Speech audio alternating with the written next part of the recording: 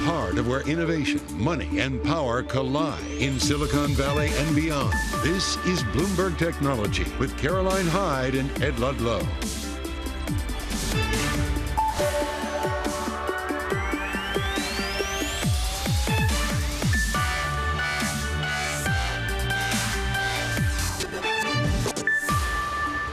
Live from New York and San Francisco, this is Bloomberg Technology. Coming up, Bitcoin rallies past 84,000 to reach a new record high, boosted by the election outcome. Where next for crypto?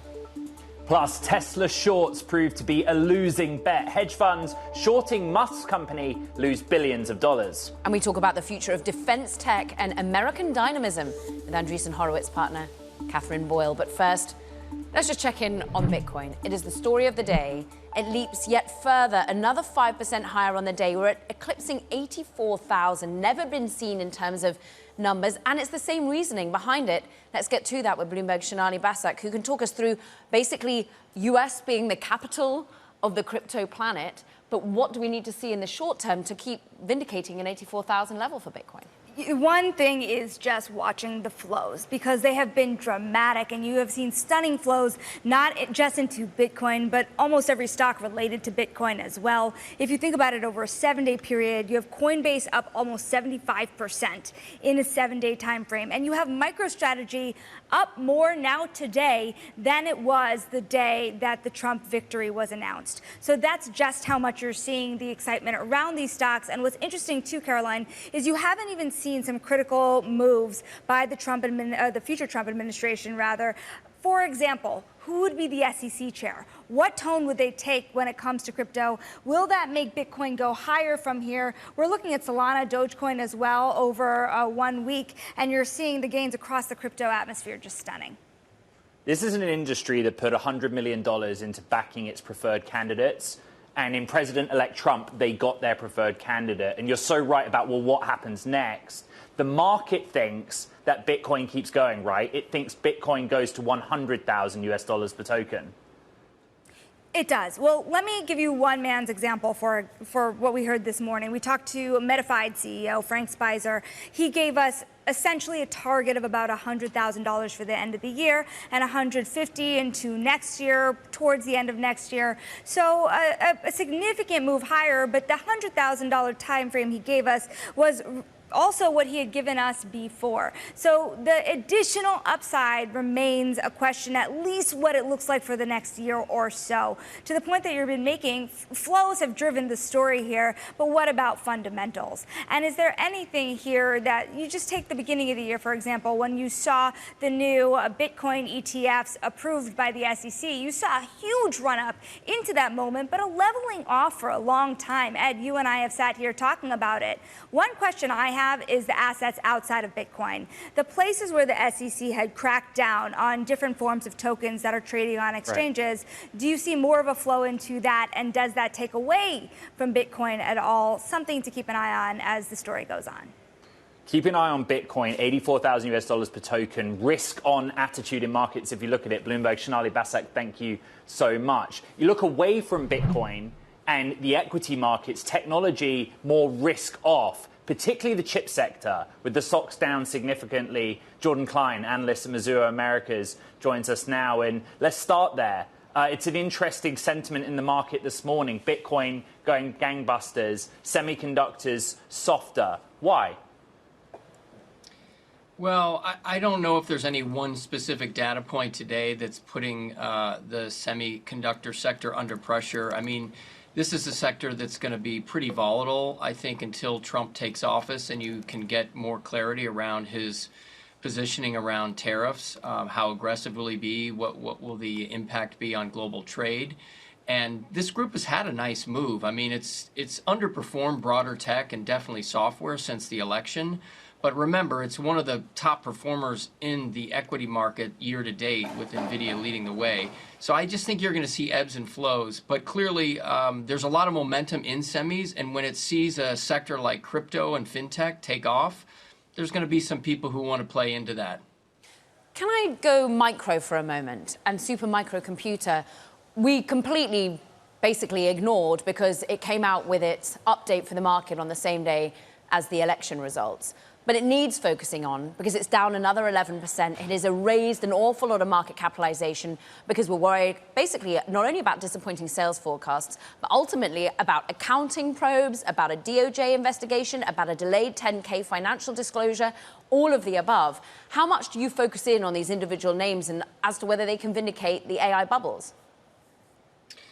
Well, we cover SMCI, as do a lot of people who follow it, as a big supplier of the AI servers and these Blackwell rack systems that are in such high demand. So they're part of the ecosystem for AI, and this is a huge question mark. It's a big dark cloud, particularly over that company and the stock, obviously, and people are looking to figure out what could this mean for customers who are waiting for these Blackwell rack systems.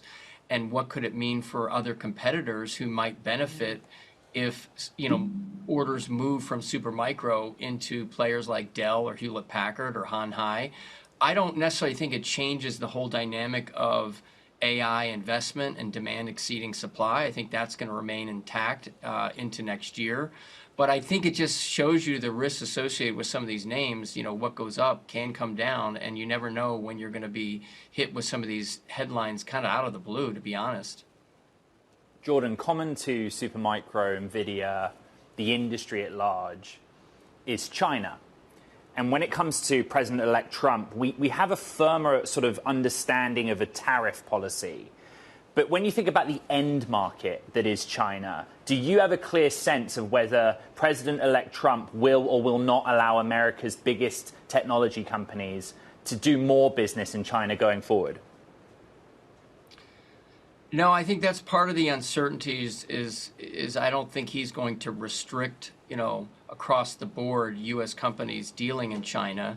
But I think he definitely wants to gain more leverage over the trade imbalance, and he wants to bring as much investment to the United States as possible, particularly companies, that go overseas for their production or their purchasing, and that's why you've seen things like the CHIPS Act stimulate U.S. investment.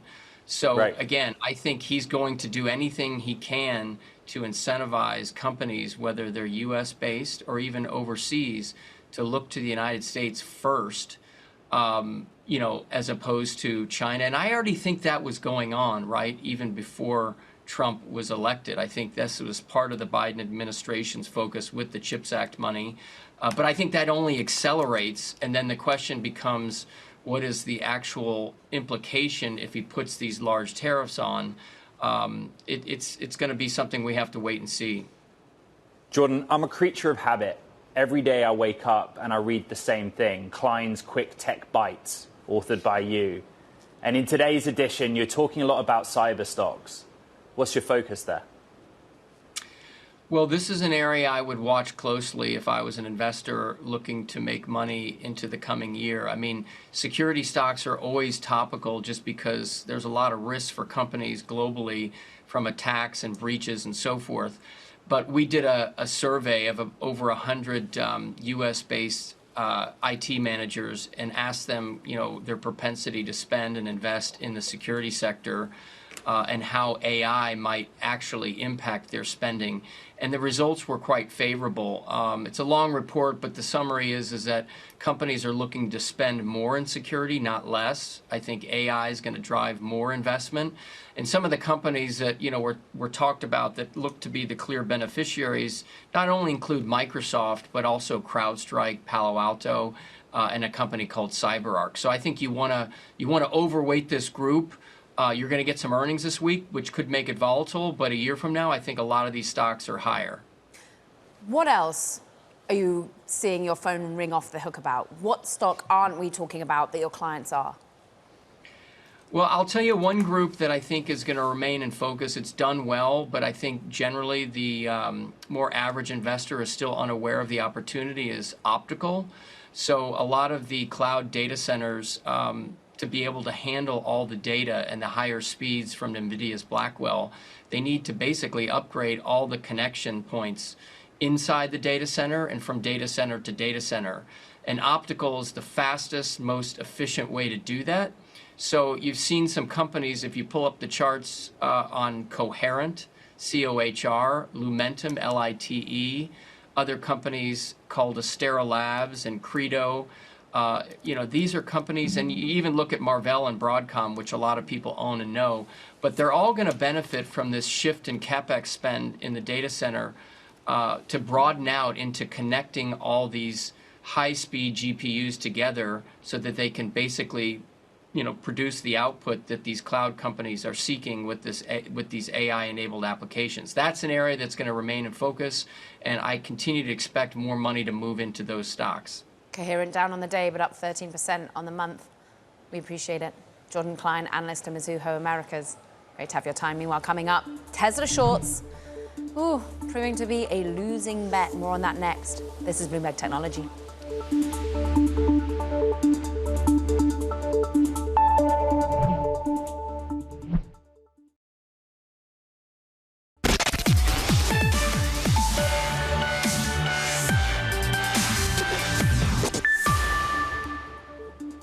Since Donald Trump's election win, the hedge funds clinging on to bets against Tesla have lost billions of dollars, feeling the fallout of the special relationship between the president-elect and Elon Musk. According to Bloomberg calculations, hedge funds that had short positions against Tesla between election day and Friday's close took an on-paper hit of at least $5.2 billion. Let's bring in Bloomberg's David Welch in Detroit. I mean, this has been the calculus for some time, but that time period and a $5.2 billion loss is quite something, David.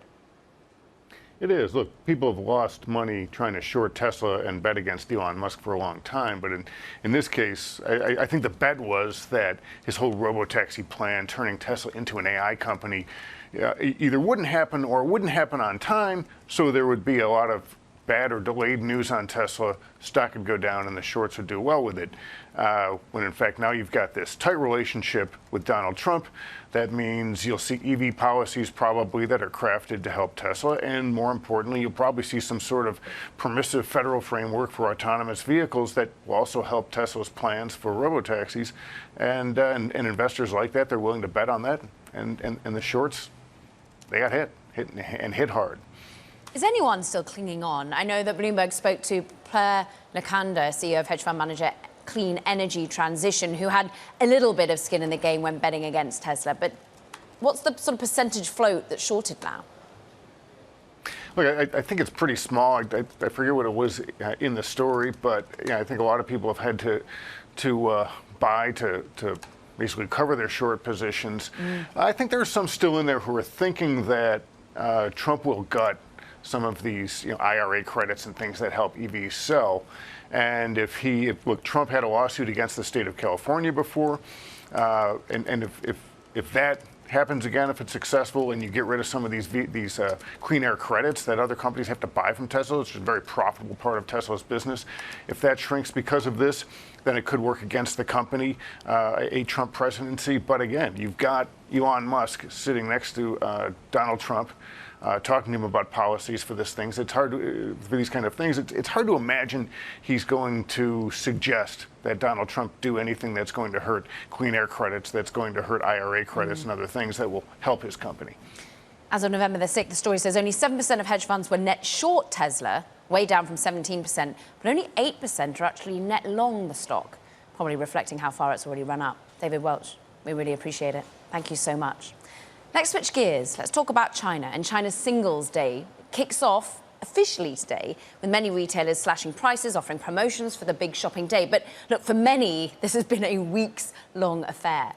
That's as China, of course, grapples with weak economic data and flailing domestic demand. We want to go out to China. Jacob Cook is with us, WPIC Marketing and Technology's CEO, and it has been weeks long in the making. What of today, Jacob? How much spending is done on 11/11?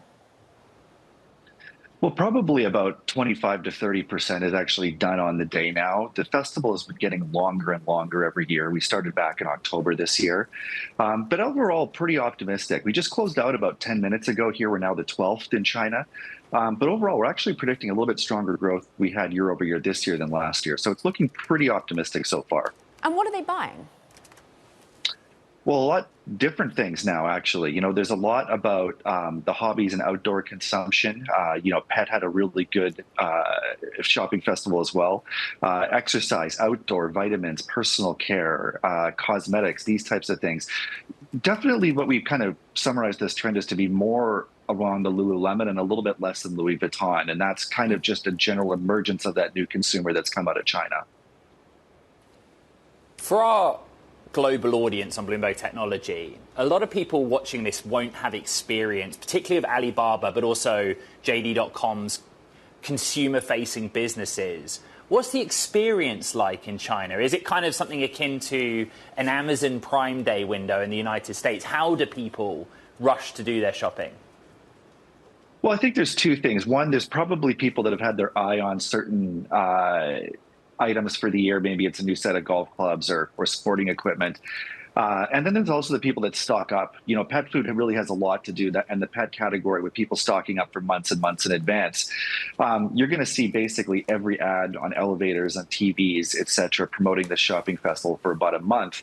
And combine this with the 618 shopping festival in June, a lot of brands are expected to do about 50% of their online sales during these two periods combined. So it's obviously very substantial.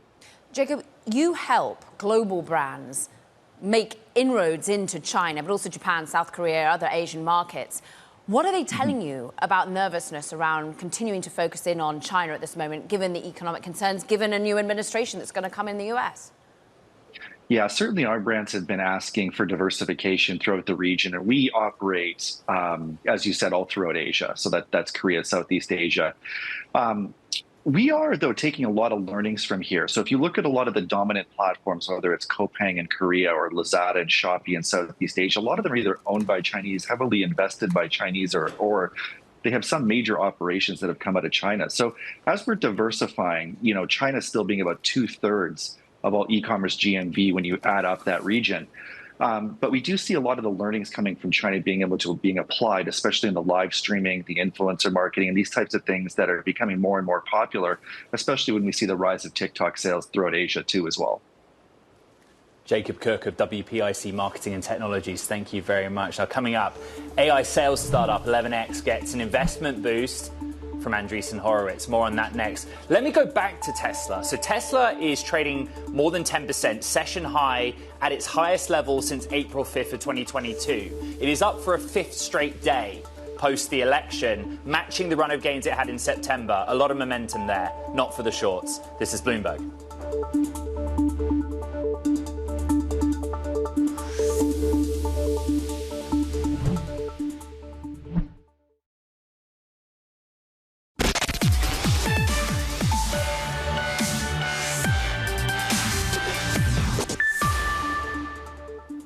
Artificial intelligence-powered sales startup 11x has raised $50 million in a new funding round led by Andreessen Horowitz, boosting its total funding to $76 million with a valuation of around $320 million. For more, 11x CEO Hassan Sukar joins us in San Francisco. An interesting story because this is a company and startup started in London, and you've just moved to the Bay Area, San Francisco. You've now got $50 million more. What's the next phase of 11x? Absolutely. Well, first of all, it's great to see you, Ed. You're exactly right. We recently moved 11x from London to San Francisco, moved quite a big portion of our team here to accelerate the development of the company. And there's a tremendous amount of exciting milestones we're pushing towards that I'm happy to take you through. Hassan, the basics. What is an artificial intelligence-powered sales startup? Absolutely. So look, at its core, 11x is an automation company that builds digital workers. You can think of digital workers as AI employees that have names and faces and job categories they're trained on. And companies can hire them to execute tasks. And really, it's about the work outcomes, not the software licenses or seats. Our digital workers focus on revenue teams or go-to-market teams more broadly. We have two different products. But ultimately, really, the core model is digital workers instead of traditional SaaS-based software. It's a competitive space, Hassan. Who do you want to take on? How do you partner with the other big players in the space? Absolutely. So the way we think about it, traditional software was built to make employees more productive or more efficient or more collaborative. But with AI agents, the scope for what you can automate and how you can automate is different. You can take entire processes, workflows, streams of work, and have agents execute them. And we believe this will create a huge shift in how people think about software. The way we think about it internally, just like how about 25 years ago, Salesforce really innovated on the cloud-based software model. We think with agents, there's a beginning of a big shift in how customers and enterprises around the world think of the value of utilizing agents at work. And that's how we think of the opportunity here. But Salesforce is all in on agents itself. And so how do you muscle in and ensure that you take and run with the market share? We see the companies that you've already got as clients. Absolutely. So customers are smart, and they realize that companies that are AI native, companies with agentic architectures and workflows at their core, are best suited to truly capture the benefits of the technology that the agents enable. And really the way to think about it, just like how historically, when the move to cloud happened, it enabled a plethora of opportunities in companies that are native to that cycle, to how 11x is really operating with agents at the core. So ultimately, the way we build technology is leading to a much bigger impact for our customers than what you would get in Copilot or in more incremental software additions. Hassan, I want to go back to your move from the United Kingdom to here on the West Coast. Why? What was the sort of motivating factor to do that? We believe that there is no better place in the world to scale a company than San Francisco. Everything from so many of our customers are here, the depth of talent, where our investors are, and ultimately just an environment where we can scale to the huge market opportunity that we see ahead of us, being the core reason behind our move to SF. 11x AI CEO Hassan Sukar, come back. We appreciate it. Thank you. Meanwhile, coming up, we're going to be talking American dynamism with Catherine Boyle of A16Z. What she has to say about the space under a new administration. We'll be talking space. We'll be talking defense and plenty more. This is Bloomberg Technology.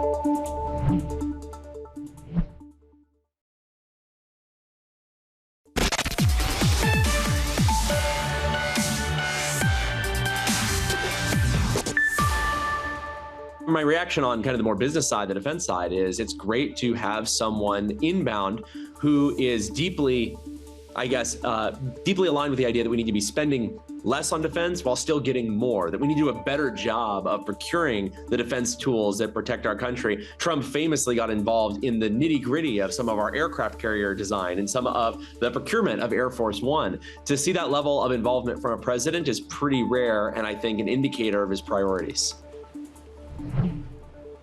That was Anduril founder Palmer Luckey on the show last Thursday. Luckey also told us he's in touch with the transition team on key posts like the next Secretary of Defense. Our next guest is Catherine Boyle, an investor in Anduril and general partner at Andreessen Horowitz. She's the co-founder of the firm's American Dynamism practice, which invests in companies supporting national interests across aerospace, defense, and critical infrastructure. And Catherine, this is the first opportunity we've had to talk since the outcome of the election. Part of what Palmer was talking about there was, I guess, evidence that President-elect Trump will spend in those areas that you're focused on, defense technology. But beyond the spend, what else can you give our audience that convinces you that President-elect Trump was the right candidate for the American Dynamism movement? Well, so I think the focus of this administration, is particularly as it relates to defense, will be on production. Production. Let's invest in the defense industrial base. Let's make sure that the technologies that are needed for the battles of the 21st century are procured as quickly as possible. And as Palmer said, which I think is often a message that's lost inside of the DoD and outside of it, we need to focus on doing more with less. Technology is actually better for the American taxpayer. These companies that are startups, that are focused on production, that are building products that are for the next generation warfighter, these are actually cheaper than the large, exquisite systems that have dominated the Department of Defense for many decades. Okay. So I think that will be a huge focus of this administration going forward. Catherine, doing more with less, Department of Government Efficiency, Elon Musk. What is it that you think that Elon Musk will actually do or encourage or guide President-elect Trump to do if he's to have some sort of role in this administration? Well, so I don't know much about the DOJ department. I think there's lots of details on that will remain to be seen. But I think the thing that's most important about the people who are around this administration and the administration themselves is that they very much understand the importance of American dynamism and little tech. They very much understand how tech makes things more efficient, not less efficient, how it can save taxpayer dollars across a range of industries. And I think that will be paramount. That is the Silicon Valley understands company building, understands how important job creation is to the American economy. And I think you also have that in Vice President-elect J.D. Vance. The story that really wasn't told that much on the campaign trail is that J.D. left San Francisco, moved to Ohio, and started investing in companies in the Midwest with his venture firm because he believed that investing directly in manufacturing, investing directly in companies that are based around the country is the font of American dynamism. That is a large part of our American dynamism thesis, that you can build companies anywhere in America and that tech is good for all Americans and all society. So I think you're going to see that be an innovation message in this administration because they have firsthand experience with building companies. You invested alongside J.D. Vance, I think, in some of the seed rounds for Anduril. What then of his presence in Washington, and what do you think he will evolve there? Well, so I think there's an understanding, again, that it is important to invest in next generation capabilities for the Department of Defense. But the thing that I think Senator Vance has been very, very focused on throughout his entire career is manufacturing. And again, I want to go back to saying production is such an important part of this philosophy of the administration, but also I think where the DoD is going, that we need to invest in companies that are building and supporting our defense industrial base, because the defense industrial base cannot be removed from manufacturing. The future of manufacturing in this country is reliant on these companies that are building for aerospace, building for defense, bringing next generation manufacturing capabilities inside of all of the industries that are important to the American economy. So I think that is going to be a key belief of this administration. It's something that they've talked about very publicly before, and that will speak volumes to the companies that are coming up today that want to build as quickly as possible for next generation capabilities. Senator Mitch McConnell echoing in many ways your view that we need to ramp up defense spending. He's been saying it's a lot cheaper to prevent war, of course, than it is to have one. Catherine, what about outside of America investing in American startups or larger defense companies? We've already heard from Taiwan, for example, discussing how it's going to up its defense spending. Europe probably trying to front run that too. I think there's an understanding that deterrence matters, and that if you do not have a strong defense industrial base in your home country, that is a weak point for national security. And I very much agree with the sentiment that the best way to stop wars is to prevent war, to invest in the capabilities, the manufacturing capabilities in country. And so just as you're seeing a focus and an emphasis on the American defense industrial base, which definitely needs injections of both public and private capital, you're also seeing that across other countries that say, okay, we're going to start investing in our defense industrial base as well. And I think there's a lot that those countries can learn from American companies. There's a lot that they can learn from the startup ecosystem and what's happened with American dynamism over the last several years in terms of bringing autonomy into capabilities, making sure that you're not investing again in these large, exquisite systems that are very expensive and time-consuming to build, but investing in drones, autonomy, unmanned surface vessels, things that can be built very cheaply, very quickly, and be put in the hands of the warfighter if need be. Catherine, I wrote in the Tech Daily newsletter this morning about your colleagues in industry who supported Kamala Harris doing some soul searching, right, but also considering how Trump 2.0 will work for them, for their portfolio companies. Would you be able just to talk a little bit about the conversations you've had with your colleagues and your competitors even in the world of venture capital, and the case that you would make that this is going to be a good 4-year period for them? Well, what I'll say is American dynamism is probably one of the few categories of innovation where Republicans and Democrats in Washington agree wholeheartedly. We need to be investing in our defense industrial base. We need to make sure that we're reshoring and restoring the resiliency in America. These are not controversial issues. In fact, Republicans and Democrats alike come together on them very often. So I think that is something that our colleagues that supported the Harris administration, there's definitely a view that this is a category of innovation that will touch all Americans, something that I think everyone can agree is important, and that we need to invest in these capabilities going forward. Catherine, how does a VC focused on American dynamism need to invest now? At which stages, which geographies, what kind of companies? Well, so I don't know that the strategy necessarily changes. Again, I think this is something that, since 2015, former Secretary of Defense Ash Carter has been pounding the drum that the Department of Defense needs to change. As Palmer said last week on your show, every administration has been has an understanding that the Defense Department needs to modernize, that aerospace needs to modernize. And so I think in many ways, there will be a continuation of investing in companies that are fantastic for the national interest, companies in aerospace, defense, transportation, potentially nuclear, companies that are important for all Americans. And I think we're just going to continue to see more and more investment in these categories in particular. It is Veterans Day, and we want to note that you have invested in a number of companies founded by veterans. But I want to go to another founder that you've backed, and we mentioned him briefly, but Elon Musk, you are invested in SpaceX. And can you just tell us as to whether you worry about if there is a longer-term role for him within, well, whether it's cabinet or indeed as a whisperer to the White House? Does that worry you about leadership at the companies that he currently helms? No, I mean, Elon is a superhuman figure in terms of the number of companies that he's supported, the number of companies that he's built. He is the most extraordinary founder of not only of our era, but when we look back in history, we will remember the name Elon Musk. And so I'm very excited that he is, taking on interest in politics, that he is, thinking about how to make the government more efficient. And I think a lot of people would agree with that sentiment, that he is one of the most extraordinary builders, one of the most efficient people with his time, and that he will have an incredible impact on American government. Catherine Boyle, we appreciate you joining us today of Andreessen Horowitz. Meanwhile, technology that once seemed like science fiction is rapidly becoming reality. In a new 4-part series called Post-Human, Bloomberg's Emily Chang meets some of the world's most advanced robots. Here's a sneak peek of what to expect. Is this Hollywood idea of killer robots actually not that far-fetched? Oh, it's not far-fetched at all. It's coming very soon, like in the next few years. And all of the governments that sell arms, like the US and Russia and Britain and Israel, all of those governments refuse to regulate military uses of AI. So if you look at the European regulations, they've got all these limitations on AI. It should be sort of transparent and this and that, shouldn't be discriminate. But there's a little clause in there that says none of this applies to military uses of AI.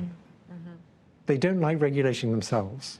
And all of the big armaments manufacturers are very keen to make killer robots. So if you look at Asimov's laws of robotics, that the first law should be do not harm people. Well, that's the whole point of a killer robot. That's not going to be built into a killer robot. You can catch the first episode airing tonight on Bloomberg TV at 10 p.m. Eastern Time. Caro. Let's have a quick check on these markets as we trade, Ed, because we've been talking about it throughout the morning. 84,500 now is the level for Bitcoin. New record high, of course, with the idea that not just a Trump in the White House, but a far more pro-crypto Congress at large will mean more regulation that gives more clarity, more change at the top of the SEC, MicroStrategy dining out on that rally. Of course, this has basically become a proxy for Bitcoin ownership. But Michael Saylor, the leader of MicroStrategy, has been investing yet more. Another 27,000 Bitcoin have been bought over the last few trading days, and we're up some 18% on that particular stock. It has outperformed even NVIDIA since the start of 2020. An absolutely phenomenal run for that particular stock. And what's also interesting, we've got news when it comes to crypto. FTX, that old chestnut, filed a lawsuit against Binance and its former CEO to recover $1.8 billion, which is allegedly fraudulently transferred by Sam Bankman-Fried. The lawsuit claims that Bankman-Fried used FTX's exchange token and Binance-branded coins to pay for a share repurchase deal in 2021, which was made fraudulently since FTX was allegedly insolvent at the time. Ed. Okay, a lot more to come up on the show. We're going to discuss how AI is transforming solutions in the climate tech space with James Joaquin from Obvious Ventures. That's next. This is Bloomberg Technology.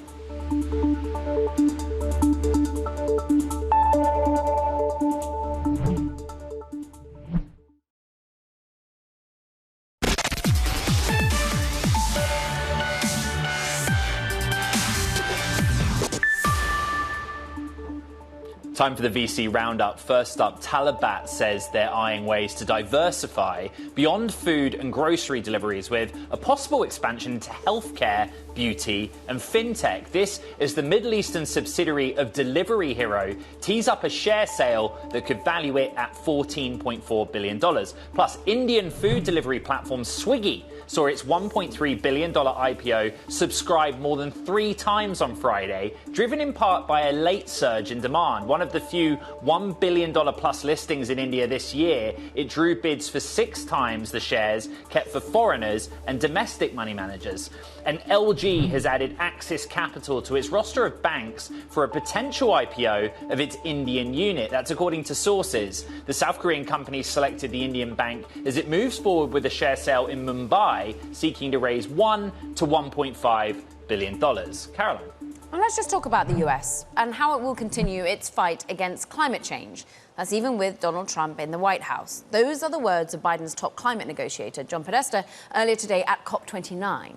Let's discuss this and how perhaps artificial intelligence can be helping with that. James Joaquin is with us, today's VC Spotlight, co-founder, managing director at Obvious Ventures, which was founded more than a decade ago. And James, when you do see potentially a new administration coming in that doesn't seem to be as pro climate change avoidance as the current administration, what does that mean in terms of your thesis, in terms of your investing in the space? Well, first and foremost, we're long-term investors. I think all of venture capital is an industry where we'll spend sometimes 12 or 15 years building a company before it reaches the public markets. That's 3 presidential administrations. So we worry less about what's going to happen in one administration or another. We try to focus more on bringing these breakthrough technologies to market. Some of the ones that you've backed that we all know about, Beyond Meat, for example, you're in multiple rounds there. What is the new area of innovation in climate change, and how is it being spearheaded from a generative AI perspective, for example? Well, with climate, there's a lot of unsolved problems. We need better battery technologies. We need more renewable energy to power all of our AI data centers. And the thing that we're excited about is using AI to solve these unsolvable problems. We call it generative science, and it's an idea of, instead of using large language models trained on the internet, we're backing teams that are building large science models trained in areas like chemistry, biology, and physics. And those generative science AI systems can actually output or generate new scientific breakthroughs. James, I was writing this morning in the Tech Daily newsletter about the idea that there are lots of venture capitalists that backed Harris because they felt she was the better candidate in the context of climate, the work of the Inflation Reduction Act. But there are others out there that basically see staying power. They would cite data on installed capacity of renewable energy sources, the hiring in those fields. You said you're a long-term investor. How closely would you track those data sets over the next 4 years? Well, there's a lot to be optimistic about, Ed, with climate, and particularly with the Inflation Reduction Act. There's a lot of fear and uncertainty that the Trump 2.0 administration is going to somehow repeal that. And I share those concerns. However, there's data to be optimistic. If we look at the $200+ billion that has already been deployed out to states, $165 billion have gone to red states. So more than 3 times what blue states have received. That means in states like Georgia and North Carolina and Tennessee, we have new electric battery and electric vehicle plants coming online. That's good green jobs in red states. That's Christmas for climate tech. James, how focused should everyone be on nuclear, and how important is it for you? It's funny, nuclear has really had a change of heart, I think, with investors and with environmentalists. As we look at the needs of our energy grid, we're going to have to double the number of electrons on the US grid to power electric vehicles and Bitcoin mining and AI data centers. At Obvious, we want those electrons to be green. We don't want more coal plants. We don't want more natural gas plants. And so to deliver that much power, we need, I think, two big areas. One is geothermal, which we're investing in, and the other is nuclear. James Joaquin, co-founder and managing director at Obvious Ventures. Thank you very much. Now, coming up on Bloomberg Technology, what will Apple's next blockbuster product be? Try and find out. This is Bloomberg Technology.